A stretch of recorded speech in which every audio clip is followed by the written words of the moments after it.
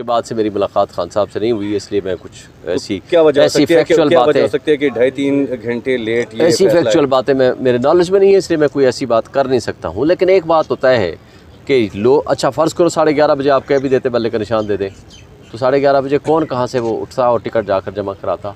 बात यह है कि नाइंसाफ़ी अब पहले होती थी ना खुफिया, अब ट्रांसपेरेंट तरीके से सबके सामने नाइंसाफ़ी होती हुई नज़र आ रही है, इंसाफ का नंगा नाच नज़र आ रहा है।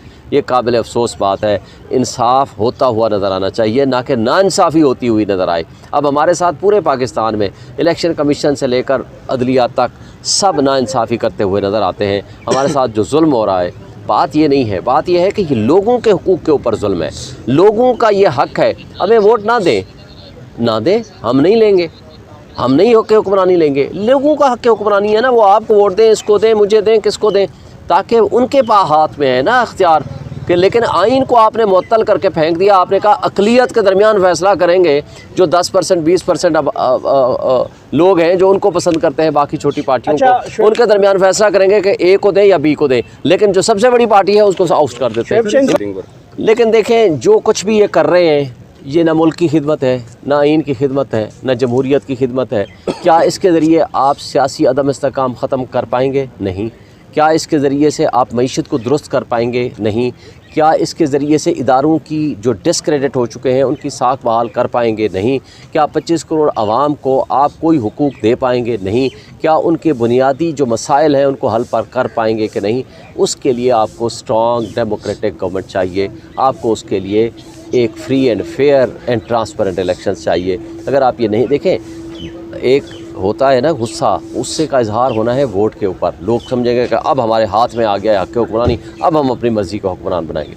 जब आप वो भी छीन लेंगे तो क्या होगा? अफरा तफरी होगी, इंतशार होगा, बददिली होगी, उसका नुकसान मुल्क को होगा, 25 करोड़ आवाम को होगा, माशी तबाही आएगी, सियासी अदम इस्तेहकाम में इजाफ़ा होगा, और उसका नुकसान मुल्क को होगा जो ये सारे इदारे और अदलिया मिल के कर रही है। ये 25 करोड़ आवाम के साथ जुल्म कर रहे हैं। दो छोटे इत्तेहाद निशान फाख्ता है जिन्होंने झूठी खबर चलाई है, मैं उनका कुछ नहीं बिगाड़ सकता, चूँकि आप ही के साफ़ी लोग हैं। अगर मैं बिगाड़ूंगा तो डेफेमेशन में जाऊंगा उनके ख़िलाफ़। खैर, मैं उसको राइट रिज़र्व रखता हूँ, लेकिन असल बात यह है कि मैं ये कहना चाहता हूँ कि आप इस वक्त जमहूरियत, आइन और क़ानून के अलावा मुल्क की बका नहीं है, हमारे पास कोई दूसरा ऑप्शन नहीं है। तो इसके लिए अदलिया ही वाहिद रास्ता है। मेरा ख्याल है कि इसके लिए रिव्यू अगर आएगा तो हम देखेंगे कि उस वक्त हमारी लीडरशिप क्या फ़ैसला करती है। बताइएगा। देखें, मैं इमरान ख़ान का मैसेंजर हूँ, इमरान ख़ान का एक सिपाही हूँ। इमरान ख़ान का विजन लेके अल्हम्दुलिल्लाह उसका पैगाम पूरे पाकिस्तान में मैंने पहुँचाया है। पिछले 1 साल से, स्पेशली 9 मई के बाद जो आपने देखी पाबंदियाँ थी, जिस तरह के हालात थे, और अल्लाह का शुक्र है जितनी मोहब्बतें लोगों ने दी हैं, जिस तरह मुझे प्यार दिया है, जितनी इज़्ज़त दी है, जितना लोग ख़ुद कंपेन कर रहे हैं, मुझे ये कवी यकीन है कि इंशाअल्लाह इस वक्त आवाम उनसे बदला लेने की नीयत से इससे भी डबल मार्जिन से इंशाअल्लाह इलेक्शन जिताएगी। आप इस्लामाबाद NA47 का आप सर्वे कर लें, आपको ख़ुद पता चल जाएगा। जी इंशाअल्लाह करेंगे। अभी हमने कॉर्नर मीटिंग शुरू कर दी हैं, रोज़ हम कर रहे हैं, 2-2, 4-4, 5-5 छोटी कॉर्नर मीटिंग्स कर रहे हैं। हम लोगों को अपनी ऑर्गेनाइजेशंस जो हैं उनको मजबूत कर रहे हैं, तो इंशाल्लाह बड़े जल्द से भी करेंगे। लेकिन विद अप्रूवल नहीं जी, गिरफ्तारियाँ हमें डरा नहीं सकती। हम गिरफ़्तार अगर हों भी तो भी हम अपना प्रोसेस ऑफ कंपटीशन वो नहीं छोड़ेंगे। हम फील्ड में रहेंगे, हम इलेक्शन में भी जाएंगे, इंशाअल्लाह हम आपको इलेक्शन जीत के दिखाएंगे। सर, पार्टी में 2 धड़ों की बात है? नहीं, कोई ग्रुप्स नहीं है। फ़ाइनल फ़ैसला करता है इमरान ख़ान, लिस्टें नीचे से जाती हैं। आपको पता है आखिरी 3 दिन 4 दिन गौहर साहब को मिलने नहीं दिया गया, और अगर मिलने दिया भी एक दिन, वो भी कोर्ट में जाने के लिए, वो लिस्टें नहीं जाने दी गई। तो ज़ाहिर है फ़ाइनल फ़ैसले के प्रोसेस ऑफ कंसल्टेशन में हमारी रुकावटें आईं। अगर वो रुकावटें ना होती तो किसी एक सीट पे कोई एतराज़ नहीं कर सकता। देखें, हर पार्टी में आज भी एतराज़ हो रहा है। जब आप ए को टिकट देते हैं, बी को नहीं देते, तो एतराज़ात ज़रूर आते हैं। तो ये फिर फ़ाइनल फ़ैसला खान साहब ने करना था और किया है। लेकिन कहीं इक्का दुक्का 2, 4, 5 सीटों के ऊपर कोई अख्तलाफ है तो वो ज़ाहिर है खान साहब फ़ाइनल उसको रिजॉल्व कर लेंगे, वो उनकी अथॉरिटी है।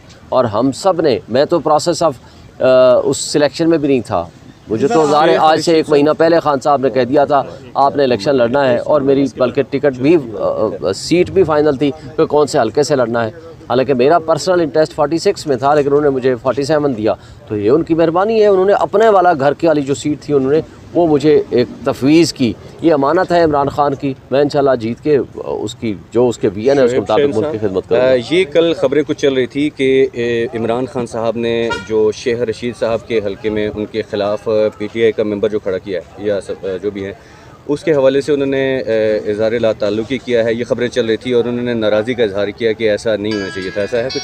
मेरे नॉलेज में नहीं, मेरी मुलाकात में भी नॉलेज में। खबरें चल रही हैं कि नून लीग की टिकट का एक बंदा उम्मीदवार होता है, इंटरव्यू भी देता है, उसके बाद मैंने कहा ये गलत बातें हैं, मैंने कहा ना, उसको वाज़े कर दिया, मैं प्रोसेस ऑफ सिलेक्शन में नहीं हूँ। ये प्रोसेस ऑफ सिलेक्शन हमारी टीम के लोग कर रहे हैं, वो लेके जाते हैं गौहर साहब के ज़रिए, वो भी हाई कोर्ट से हमने डायरेक्शन ली थी, वो लेके जाते हैं खान साहब के पास और वहाँ से वो जो फ़ाइनल फ़ैसला आता है वही होता है। Thank you. ठीक है सर, बहुत